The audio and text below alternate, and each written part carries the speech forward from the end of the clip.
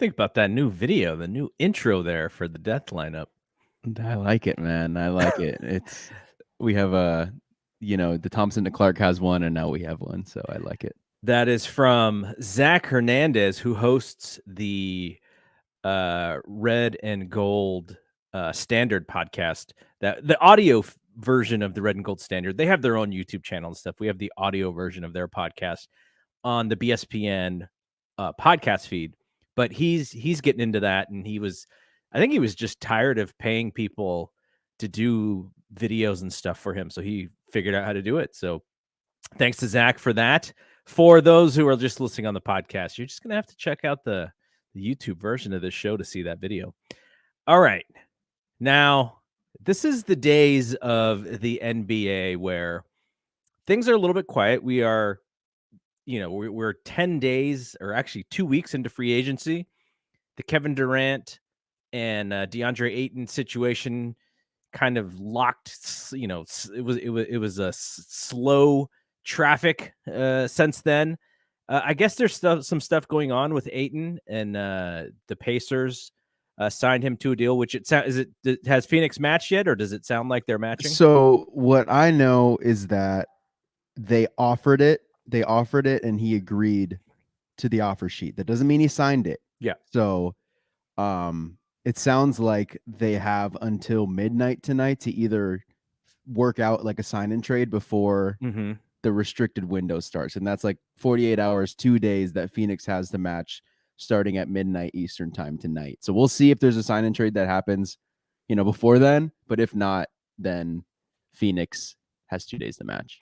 What is the word there? Because it like sounded like they didn't really want to go heavy in on him because they're afraid of the luxury tax or whatever. But now that Indiana has given him this offer sheet, if Phoenix does match it, you think it's only to trade him, or is there a possibility that they're also keeping him?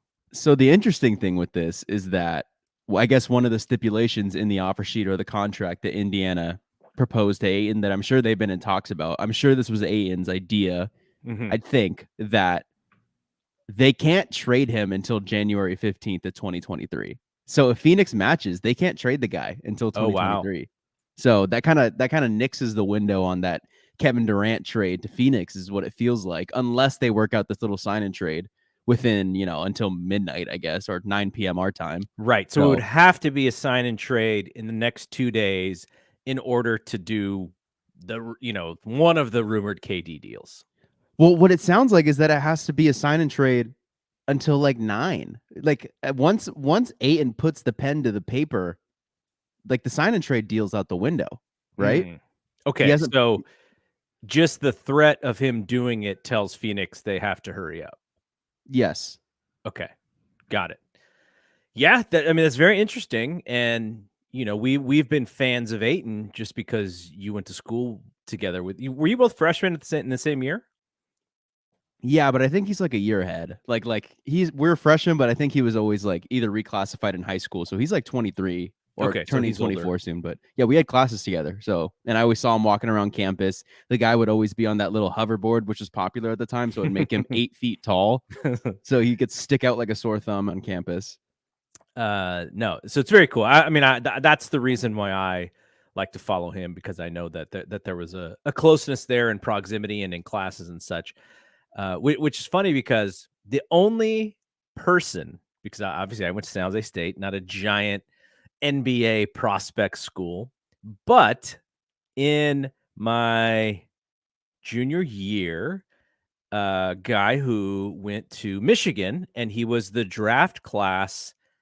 I believe he was the draft class after the Fab Five. So when you had Chris Webber and Jalen Rose and Juwan Howard and Jimmy King and Ray, why did I forget Ray's name? Anyway, that class, the Fab Five, like the most famous draft class, and freshmen, all 5 freshmen starting.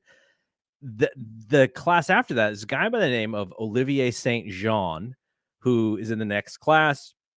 For some reason, he decides to leave Michigan, comes to San Jose State, and he plays 2 years at San Jose State. And in one of those years, he takes San Jose State to the 64 and I think we had to play Kentucky in the first round. So it was like the first seed versus the 16th seed, and San Jose State like hung in like within single digits for about the first half, and then I had to go take a test, and when I came back from my test, I think we lost by like 40. So that's my story. So Olivier St. Jean gets drafted, changes his name to Tariq Abdul-Wahed, and he had an NBA career. I think he's still like coaching locally, or he was coaching locally around the Bay Area somewhere for basketball. So so not quite the DeAndre Ayton story there, though. I did interview him before the draft, so I got to talk to him for a radio show. Okay, let's talk about this summer league stuff, because it's really all there is to talk about when it comes to the Warriors right now. The post championship malaise is upon us, though. We went to the California Classic in San Francisco. Now it's the Vegas Summer League. Watching all this stuff happening in Vegas, are you kind of getting a little antsy to kind of go at some point? I'm going next year, 100%. I really wanted to go this year. Our buddy, my buddy Brandon, has been taking pictures with like Carmichael. Sam Prest. He's an OKC Thunder fan. Took a picture with Woj. I feel like it's just a great network opportunity. Oh, I didn't see the Woj photo. He got a I gotta Woj check one it on out. Twitter. I gotta check him out. Yeah, I follow him on Instagram. I don't know if I follow him on Twitter, but so I do see his Instagram stuff. No, it looks. I mean, it's a lot of fun.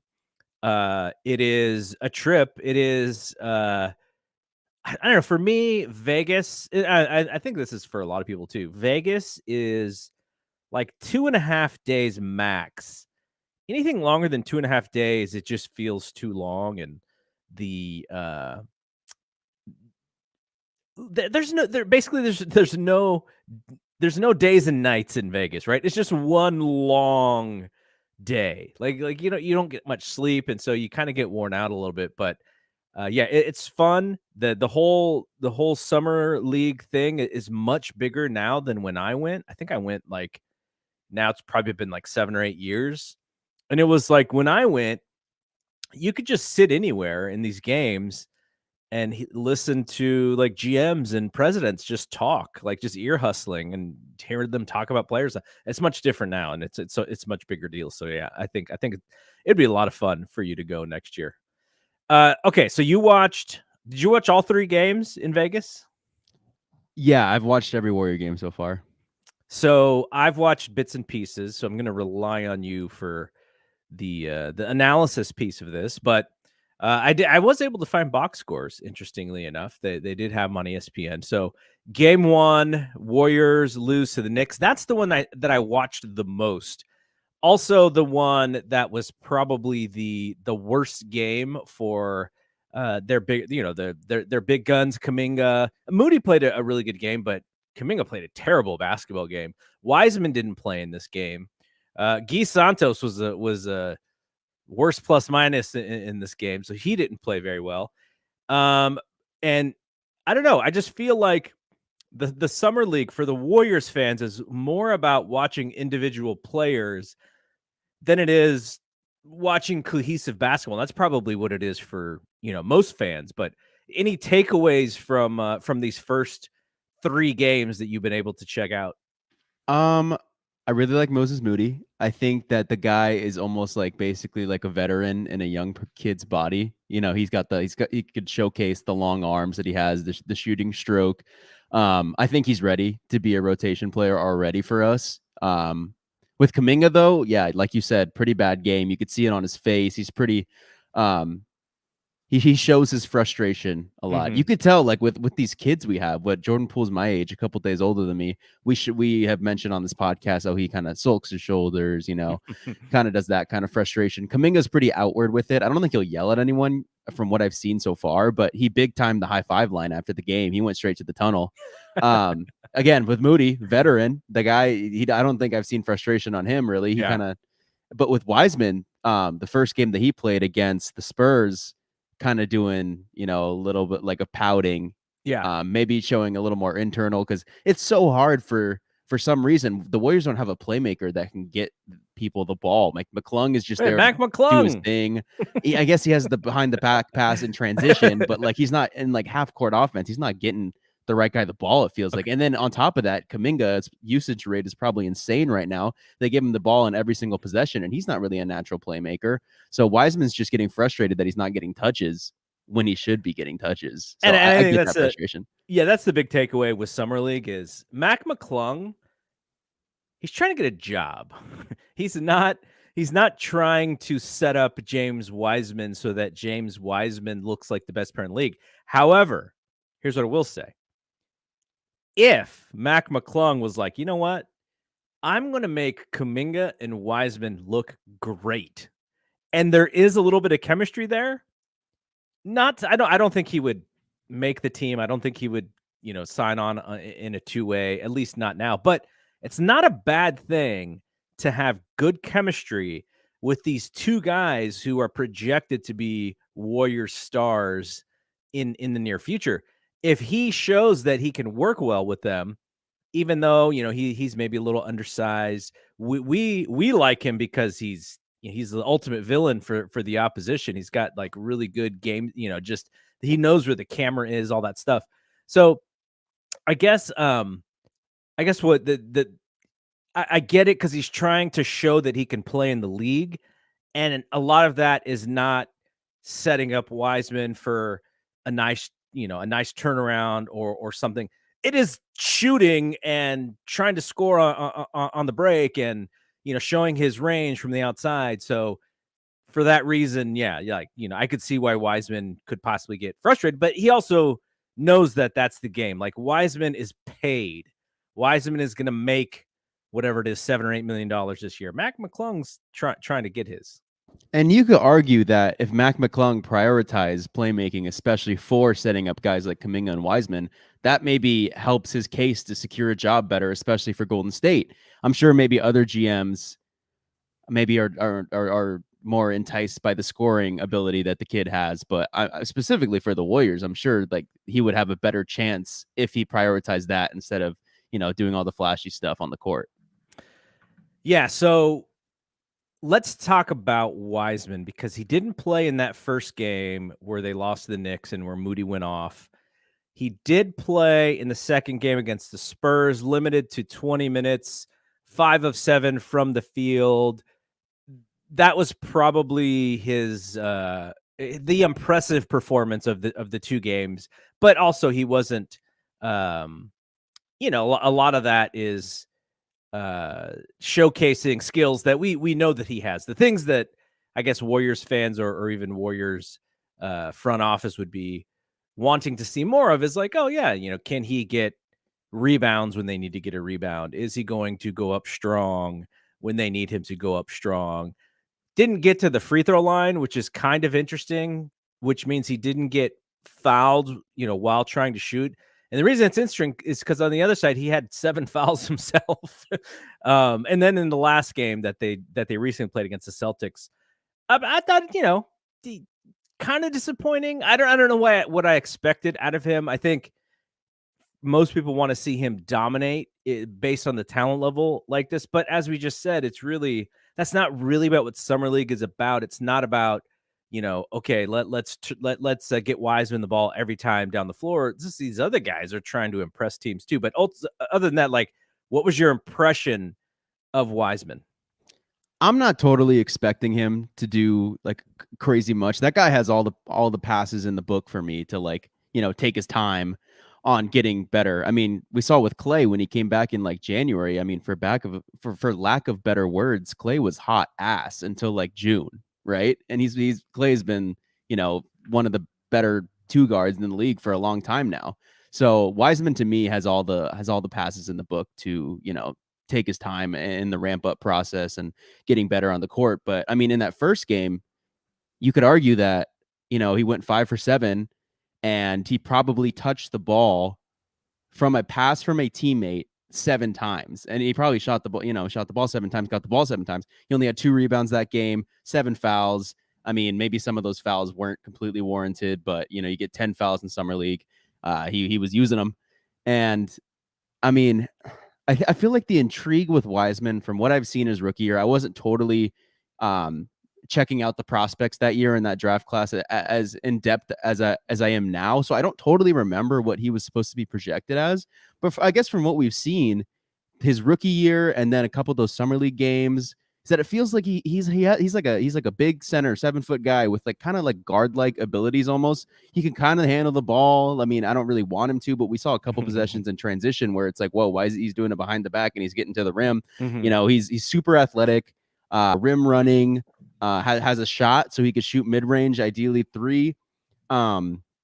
And then, yeah, obviously the lob catcher. My main thing though with him is, will he get played off the court in playoff basketball? If they were to put him in that Memphis series, but Ja Morant said, I want him every single time, and pulled him out to the perimeter and racked up the foul count on him. And I feel like we won't know that in a while, but yeah, I thought that it was an impressive game his first outing because he wasn't missing. The first play they did was a Kuminga to Wiseman lob that had to be planned because that was awesome. That was just you and Ben were texting me. I was like, oh my gosh, Wiseman's starting center in the All-Star game based on your text. Lacob was probably doing fist pumps in the air when he saw that one. But yeah, Wiseman was honestly, I liked him that game. 2 rebounds, I guess, is like the main knock on him. I don't think you can give him the knock on the 7 fouls. That was just kind of unfortunate. But the rebounds, you see the progression from the first summer league game to the next. He ups his rebound count. He's boxing out hard. So I don't know. I don't know with this kid, man. I like him. I want to see him do good. So looks like he's going to play tomorrow. Him and Kuminga.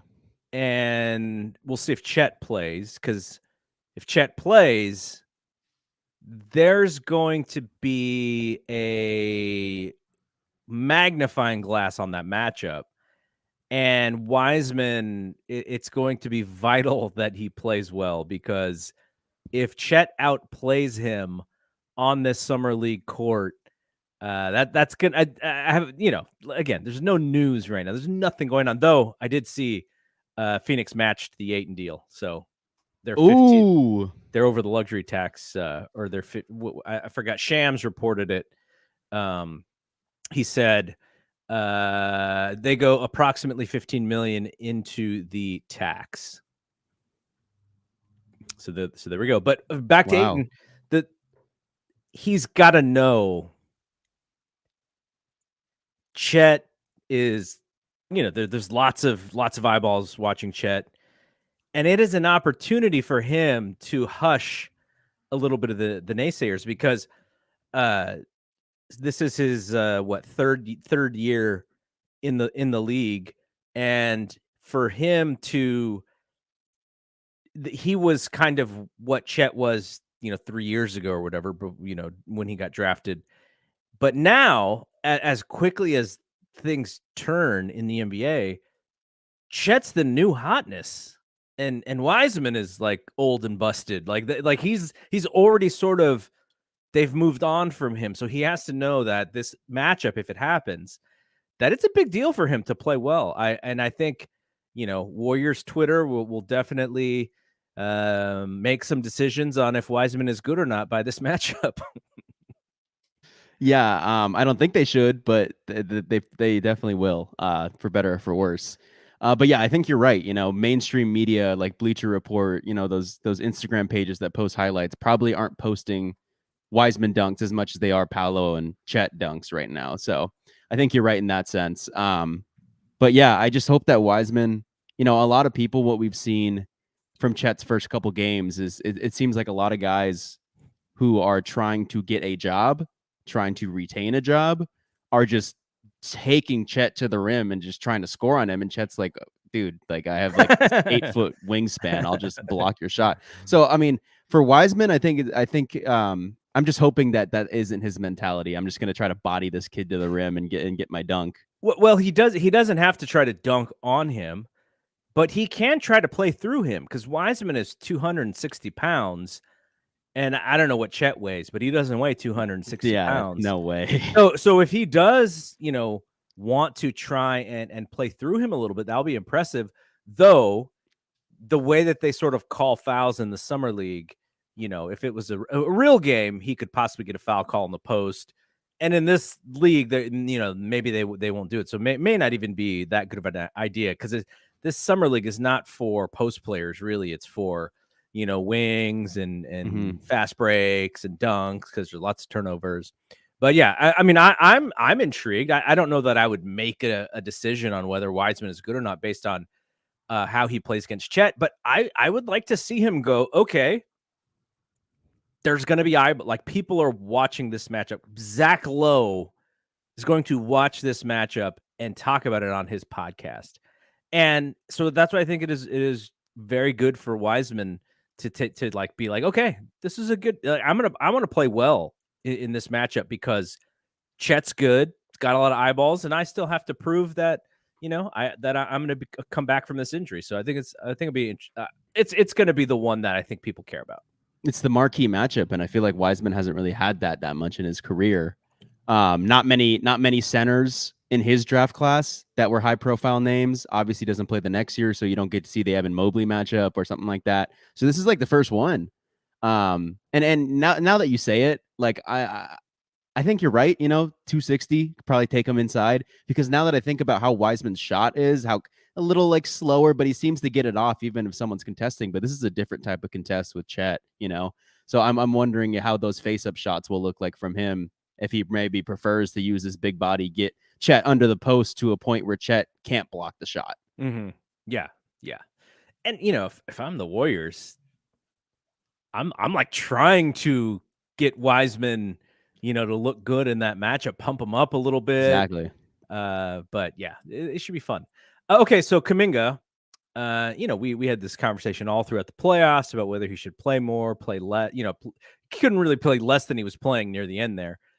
But a lot of the things that when it comes to his game and when it comes to the decision of how high he was going to be drafted last year, those are kind of coming to fruition in the summer league. But again, it's like not really the best way to kind of grade somebody, because as shown, like when Kuminga decides that he just wants to go to the basket or he wants to get closer to the bucket, he's going to get points. Like he was, he took like 18 free throws one of the nights and he didn't make very many of them. But when he just decides like, okay, this is what I'm going to do, and it has nothing to do with shooting 3-pointers, like he's very focused and he's very determined.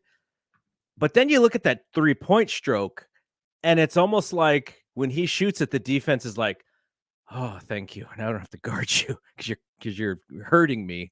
He's such a big dude and he's got these quick twitch muscles. And it's almost like, when we were watching Guy Santos in the California Classic, like Guy Santos was trying to like pull off 2 or 3 moves that he probably didn't really have the skill set to do.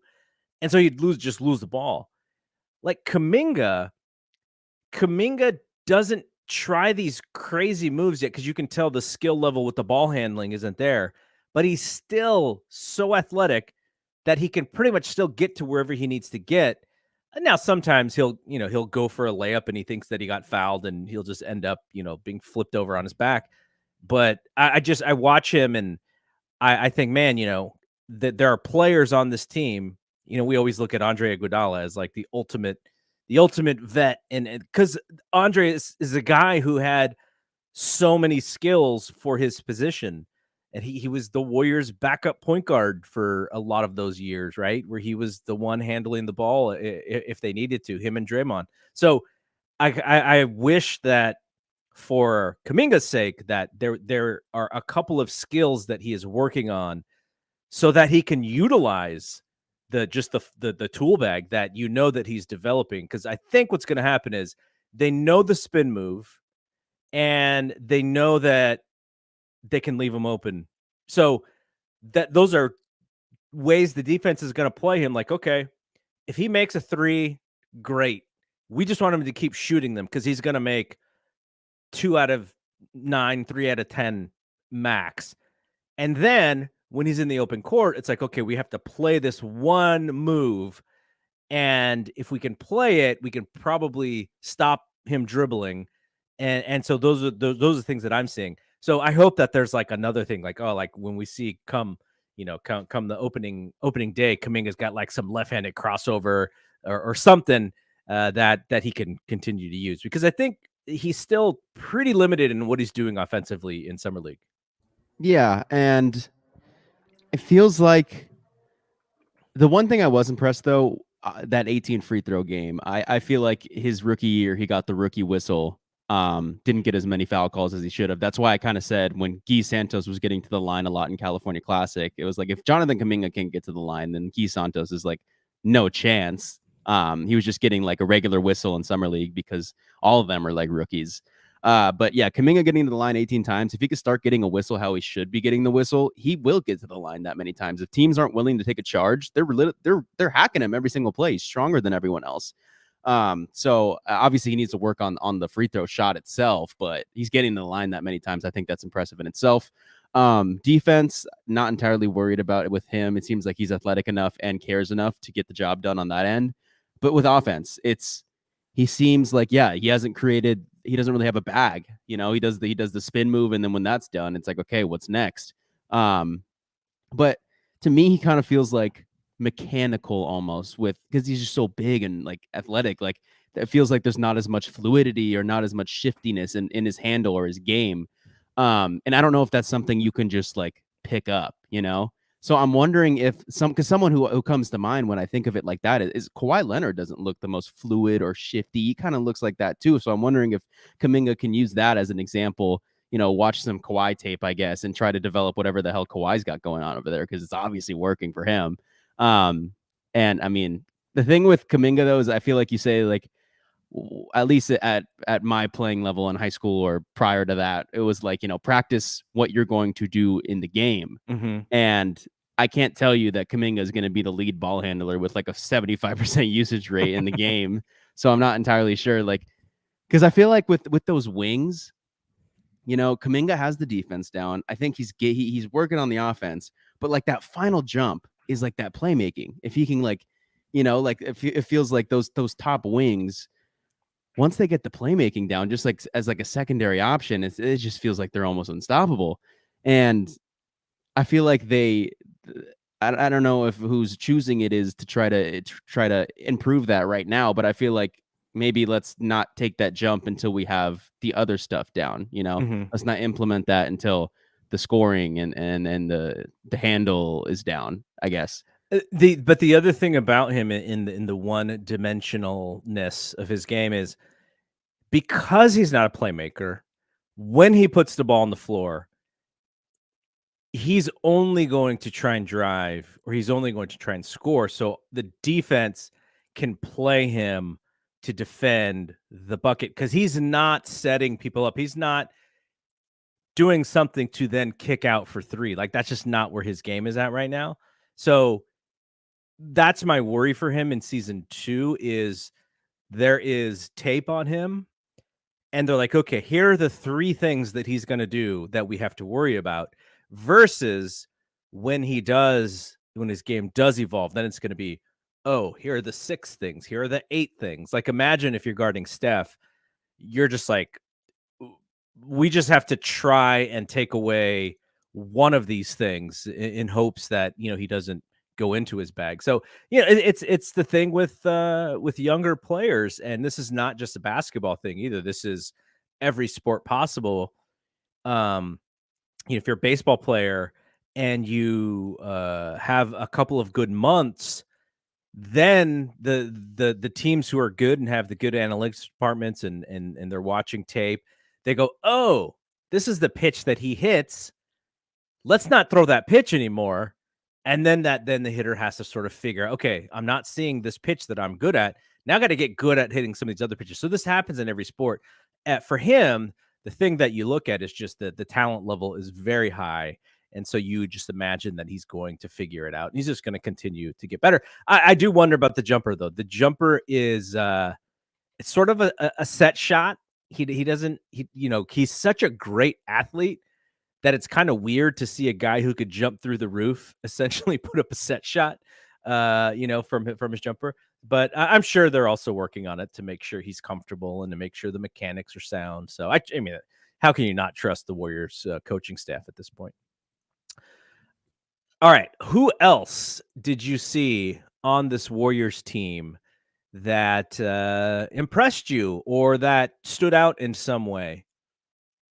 Quindary, I think that he should have a spot on this roster. I mean, I guess I could say Mac McClung, but I just don't see how he has a spot on this team. Maybe like a training camp invite, but I think he's an NBA player. I think he deserves a shot on a team, but I don't think it's on the Warriors where not that good defensively, didn't prioritize. I don't know his playmaking. I've heard it's gotten better, but to be honest, I didn't see it. It felt like it was only transition for him. Lester Quinones hasn't had the best summer league, but he was good in the California Classic. I feel like he has an offensive bag to himself, and he tries hard on defense. I'm kind of interested in what he looks like as a two-way contract player. And then Guy Santos, I'm bought in. I think I'm ready for Guy Santos. I really hope, like I've heard something on how he still has a contract with Brazil. I don't know if that was from you or from someone else. I hope there's a way that the Warriors can just keep him in Santa Cruz. I think that would be really beneficial for him. Who else? I don't know. I mean, I know who it's not, and that's Justinian Jessup. That guy sucks. Like he's supposed to be isn't he supposed to be marketed as just like this score, right? And I mean, the first game against the Knicks, he only played 13 minutes, but he did score 7 points. But the other game that he did play, which was the Spurs game, he had 12 minutes and he only took one shot. So I mean, he's been around the organization for a couple of years now, and so I was hoping that he would kind of come out and look good. But I mean, it looks pretty much what he's done so far as what we should expect now. Yeah, I'm on him. Seems like a guy who's supposed to score, and if he's not scoring, there's really nothing else. Not a good defender, doesn't play make, doesn't really do any off-ball stuff. So I'm not in on him. I know you're checking out a lot of the blogs and stuff as far as who are the people who are kind of shining in summer league. Out of the rookies, like we saw Keegan Murray play and he looked awesome. Are there what other rookies are playing in the summer league and who's standing out league wide? League wide, I mean, all eyes go to Paolo. He played 2 games and I thought he was awesome. Jabari kind of feels like he's getting the same issue as Wiseman, where there's really no playmaker on the team to get him looks. So he hasn't really had the best summer league so far. Chet, obviously that first game where it was just like some insane block number. Obviously we're excited to see tomorrow's game against the Warriors. Who else? Shaedon Sharpe unfortunately gets injured within like the first couple minutes. He didn't do anything. You can look back at the tape. There's nothing that like injured him, but they pulled him and it's like he had something torn. So I'm wondering if that was just something pre-draft that, has been bugging him that I guess we just didn't know about. I know I'm forgetting some people. The Pistons, man. Oh my goodness. They were such a fun watch. In the first couple games there. Jaden Ivey looked awesome on the second game. Like he was just getting to the rim at ease, hitting a 3-point shot, and then boom. Summer league guys this is why they're in summer league. They're not in the league because a guy steps under his foot on a jump shot. Zaza Pachulia is him and he rolls his ankle and he's out for the rest of summer league. Jalen Duren is also on that team, kind of projects as like honestly, like if all goes well for him, a mini Rob Williams, not a mini, but younger Rob Williams, which would be awesome for the team. I think he's been impressive. Who else has been playing? Dyson Daniels, I was really excited for because I think he's that final missing piece to the Pelicans offense and defense. He's like a 6'8", I think he's 6'8", Australian point guard. We watched him play at the G League Ignite game when Wiseman came back. He wasn't totally like, eye popping, but I think he fits as that role player that I like. That's just like this long wingspan, tall point guard who can switch 1 through 3. And I think that's right. That's exactly what the Pelicans need. They already kind of project as this like athletic team with Trey Murphy, who I liked from last year's draft, with Herb Jones, with Brandon Ingram, with Zion. Like I'm really interested in watching that team next year. And I think they can surprise some people. But Dyson kind of went down pretty quickly. He actually got hurt too. I think a rolled ankle. Geez, I'm sure I'm forgetting some big ones. Jayden Hardy, who I wanted the Warriors to take instead of Patrick Baldwin Jr., but I'm fine with the Patrick Baldwin Jr. selection. But Jayden Hardy is like, to me, he actually played in that game. He was a G League Ignite guy too. We watched him play. Didn't really do that well, but to me, he was like a Jordan Poole almost, where it seemed like he has the bag to get his open shot and it looks pretty, but the shot would never go in. Jordan Poole's rookie year, you could tell the confidence wasn't there with him. They sent him down to the G League, gets the confidence, and he comes back up and plays a lot better. With Jayden Hardy, I felt like it was the same thing, although he was already playing in the G League Ignite, but he was a player that doesn't go to college, goes to G League Ignite instead. It just looked like the same situation with Poole. Maybe the confidence wasn't there, but his first summer league game, he scores like 27 or something like that. All of them look like good shots. All of them look with ease. I'm hoping he does well. He's on the Mavericks.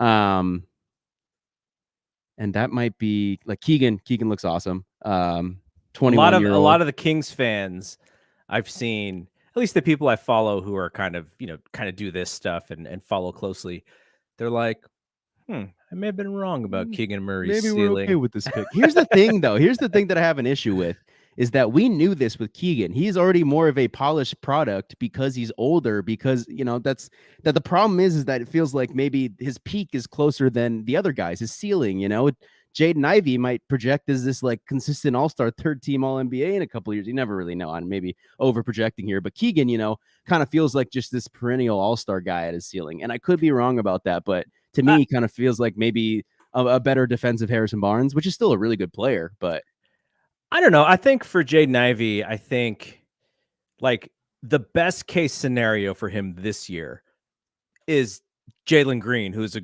great prospect.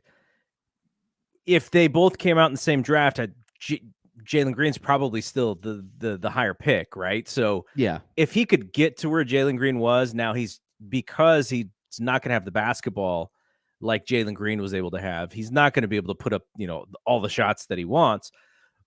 But maybe there is some efficiency things that he can do better than Jalen Green.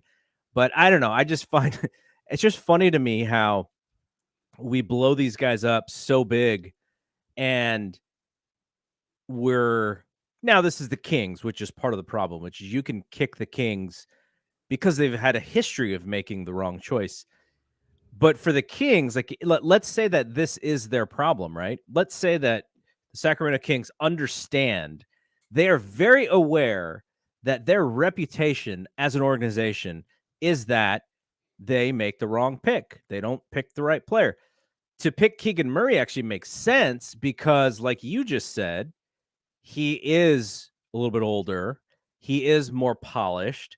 And if you take a flyer on Jaden Ivey, and let's say he's unhappy, let's say he doesn't want to play for Sacramento, then that's just going back to other problems that they could have avoided. So I get the pick. I just think it was funny that most of the reason why Jaden Ivey going to Detroit was such a big deal is because the Kings passed on him. Like that was a sign to a lot of us to say, oh, they don't know how to pick the right player. It's obviously going to be Jaden Ivey. I hope that he turns into a great prospect, but I'm not there yet to go, oh, Jaden Ivey's way better than Keegan Murray. He should have been the pick. Like, I'm not there where it seems like a lot of the people who follow this closely are just so ready to say, Jaden Ivey, better than Keegan Murray, 100%, take it to the bank.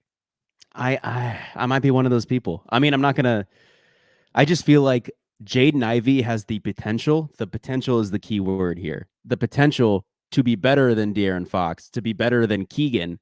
And I feel like the Kings, they did that half-ass win now trade to get Sabonis. They give away Halliburton, the one guy who really wanted to be there. And you get Sabonis, and now you have the De'Aaron Fox, Sabonis, Davion Mitchell. And it just seemed like they were filling a spot. They did more of a team need than best player available. That was just my knock on it. I think Keegan Murray will be a good player. He's going to fit right away. But I just think that Jaden Ivey has the potential to be, one, the better player, and two, better than the point guard that the Kings have, that they passed on Jaden Ivey because of. Yeah.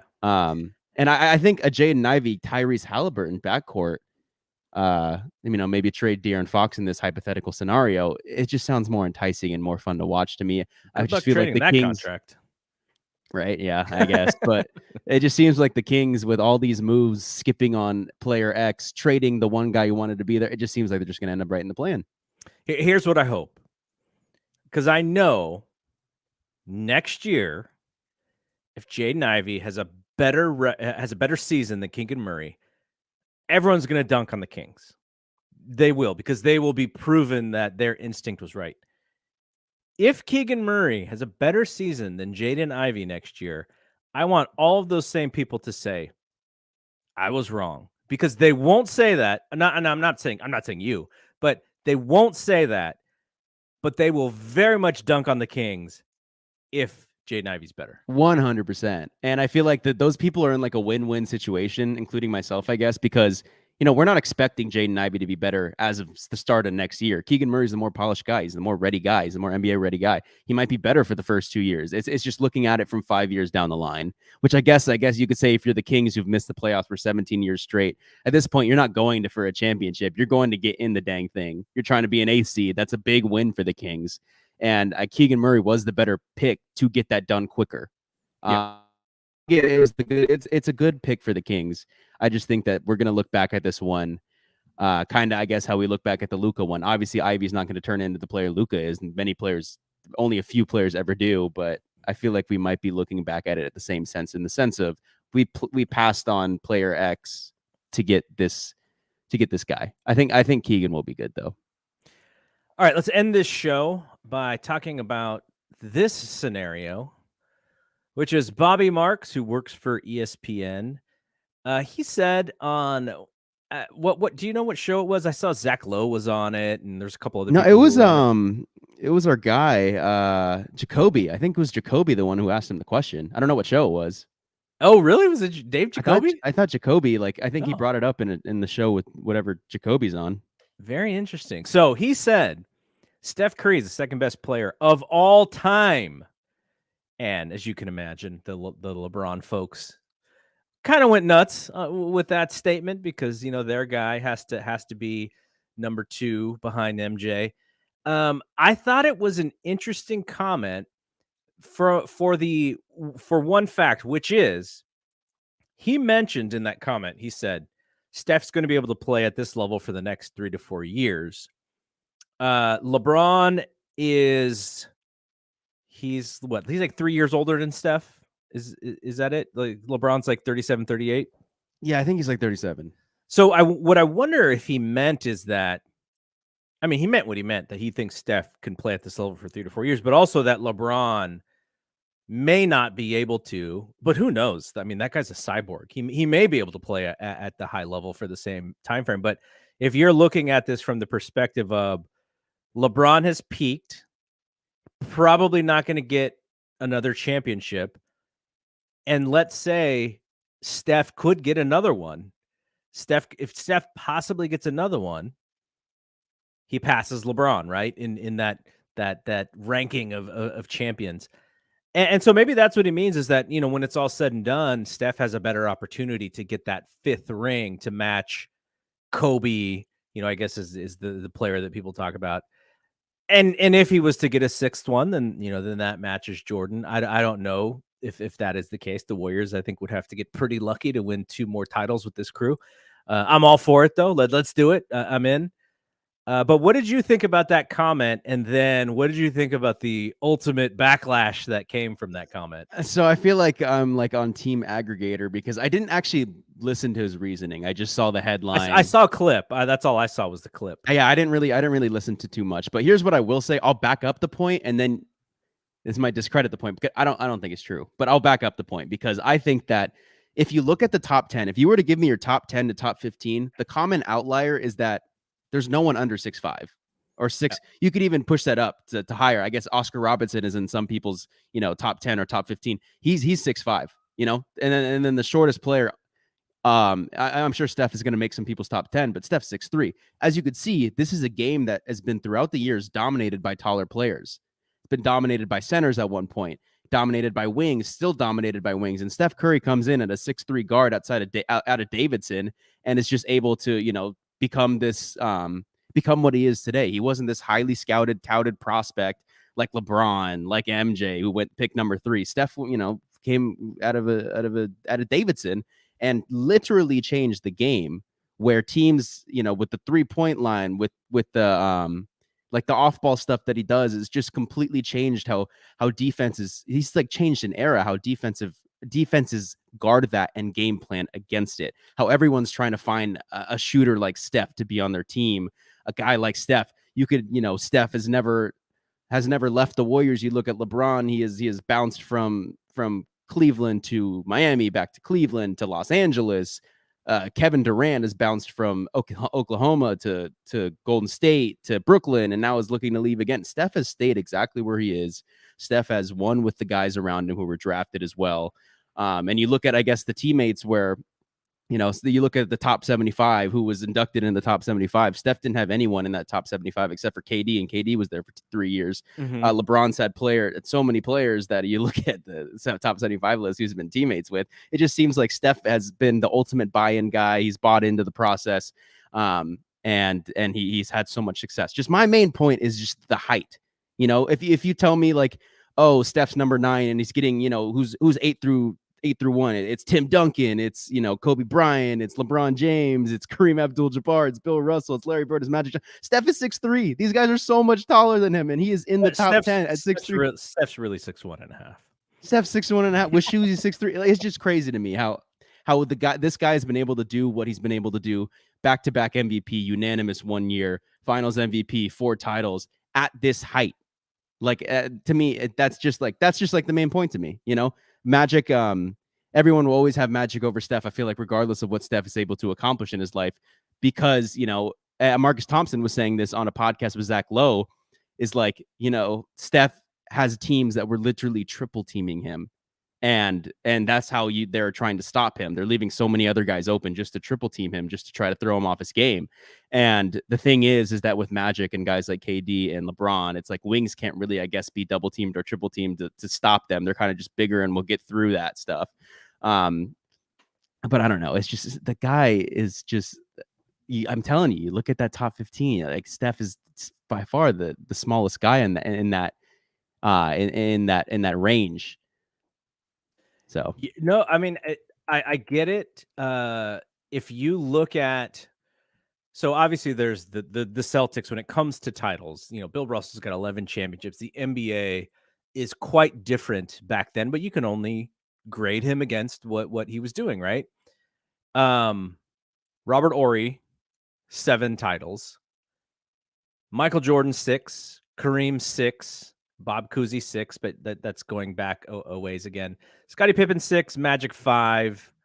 And then I think Kobe and Tim Duncan also have 5. So Steph, Dennis Rodman also has 5. Steve Kerr has 5. So Steph with 4 is a pretty big jump, and it's funny because when you look at the list of active players who have titles, the only active players who have more than 3 titles, and those the active players who have 3 championships, Udonis Haslem is one. Patrick McCaw, who won 2 with the Warriors and then 1 with the Raptors. Danny Green, who won championships with 3 different teams. JaVale McGee, 2 with the Warriors, 1 with the Lakers, and Kevon Looney, all 3 with the Warriors. Like, a lot of the championship stuff sometimes is just about being, the role player in the right time. Robert Horry's the biggest one. He had 7, I mentioned. But after that, the only other people who have more than that, LeBron, Steph, Draymond, Andre, Clay, they all have 4. And nobody active has more than that. So, whoever in this era of active players, I do think the next player, and we're not saying that Clay and Draymond and Andre are the lead dogs here. It's either Steph or LeBron. Whoever wins that gets into that 5th title, 5th championship part of their career. Like, that is a jump and a half. And I think in order for Steph to get to that level, I think Andre said that Steph is better than Magic Johnson. I mean, who knows? Like, that's so hard because they're like 2 such different players. But yeah, Magic, Kobe, Tim Duncan, those are the lead dogs who won that 5th ring. And for Steph or LeBron to be able to get into that next hierarchy of championships, I think that would sort of help in the argument of where each other goes. I think most people right now have LeBron at number 2, only behind Michael. And I don't know. I've seen the last 2 years of LeBron's play, and it hasn't been the most terrific. But it also doesn't seem like he's about to fall off of a cliff, and this is going to be where we rank him. So I think that stuff can go up and down, but I think Steph is cemented with this 4th championship. He's probably cemented in whatever that top 12 is, however you want to do it. And then the next one, I mean, he's got to jump ahead of all these other guys if he gets one more title. That's when the conversation to me gets interesting. Maybe not as interesting now. I get Bobby Marks's comment. He also probably wanted to get aggregated, but I get it. But that's where it gets interesting to me, is if Steph gets one more. And then if LeBron gets one more, I think LeBron would have to get 3 more to really, for most of the old heads to be like, okay, like we're giving up this argument. If he doesn't get 3 more, though, I think he's forever behind Michael Jordan. He's not going to get 3 more unless he jumps ship to. He might come to the Bucks. Warriors. Yeah. If he stays on this Lakers team, they're not winning it this year. This is just another year. LeBron's gonna be 38 now or 39 after this season, and he's gonna be ringless again. But I mean, not winning this year. Come on, he's got Juan Toscano Anderson on his team. He's hugging up with Juan Toscano at Summer League. Have you taken a peek at what the Western Conference looks like this year once the Clippers and the Nuggets are like healthy? Well, it looks like Clippers, Nuggets, Warriors, Mavs, Memphis. Yeah, those are 5 teams who I feel like have a legitimate chance to win a title in the Western Conference. Yeah. That's crazy. Phoenix, they just got Ayton back. Yeah, Phoenix with Ayton for sure. But the one thing I don't believe about the Clippers, though? What? This whole Kawhi drama. What stops Kawhi from either getting hurt again or just not wanting to be in LA? Like, that's a giant wild card to me. That's a giant question mark to go, these guys are going to win the title. Can Kawhi still play basketball? Like, is he going to want to play basketball? Like Paul George, he can be very emotional about what he wants to do. Like, those 2 guys together, I think, if you get the best version of those guys, yes, they're a contender. But if you get the last 2 years version of both of these guys where we're sort of unsure about who they are in this current NBA, I'm not so sure I'd pencil those guys in as like the next possible championship contender. Paul George was having a really good year last year until he went down. But yeah, that's a fair point to bring up about Kawhi. It's also because of the way he plays, right? Like, he plays very hard, diving, body all over the place. He's asked to do so much. This guy, I know it's been a while now, but I mean, I think everyone remembers what it looked like when he wrecked his knee in the Olympic thing, So as he gets older, it's just going to be, harder and harder for him to be at that same athletic level. So yeah, I'm not so sure about the Clippers. We'll see. I'm bought in. On paper, their team looks so good on paper, at least. I mean, I don't know about the John Wall stuff, but PG, Kawhi, Powell, Rocco, Reggie Jackson. I just think I hope you're not giving me one of the Morris twins. You can include him if you want or not, but they also have Terrence Mann, who had like the breakout game against Utah in the playoffs. I think they got a good squad. Okay, yeah, so some of that stuff happens, and we'll end with this, which is the game that we both play on the PS5, NBA 2K. Supposedly, they have this new version of the game where you get League Pass. You've never had League Pass before, have you? No, I've just. Don't fire me. I've always used like the free streaming that's illegal. Yeah, and you have to deal with connection and deal with some maybe not the best picture sometimes. But League Pass, it seems like League Pass is right up your alley. But I just want you to be careful. League Pass is kind of the reason for relationships to kind of get frustrating there. You see, you're already watching all these summer league games, and then you get League Pass, and you're like, "Oh man, Denver's playing at 4:30. I gotta watch this game. Oh, and then the Warriors are at 7. Oh, gotta watch 6 hours of basketball. Sorry, but just be careful with your League Pass. That's all I'm saying." Yeah, I'm thinking like I'm thinking I might be a hound on it right when I get it, because there's so many good teams that and most, like, the teams that I'm actually really interested in watching are more of the bad teams, or the Orlandos, the Detroits, the Indianas. I guess more Indiana if they got DeAndre, but who else was it? Houston's. Like, I'm more interested in watching some of those teams to see how their young cores look and they stack up against each other. But I mean, yeah, I'm maybe just going to be a Detroit Golden State guy this year. All right, so I'm going on vacation, so we may not have another episode for 2 weeks, or maybe even a little bit longer. Though, if something does happen, I am going to bring my extra USB mic with me. I'm doing this for 2 reasons. One, I don't know if I could stay away from Brad Evans for that long, because we've never, I think 10 days is kind of the max for us to not record an episode. So we'll see what happens there with Brad. I may record Thompson to Clark while I'm in Arizona. But so if something happens, if the Warriors get KD, not gonna happen. But if something like that happened, we'll record an emergency, and I'll make myself available. But I might have to hide in the closet to do it. All right, we are done here. We'll be back at some point next couple weeks at least. It is the off season. We did record a whole lot of shows during the playoffs. We're already at episode 23, and we've only been recording for like 2 months or something like that. So, all right. So for Brian, I am Double G. We'll see you when we see you. Peace out.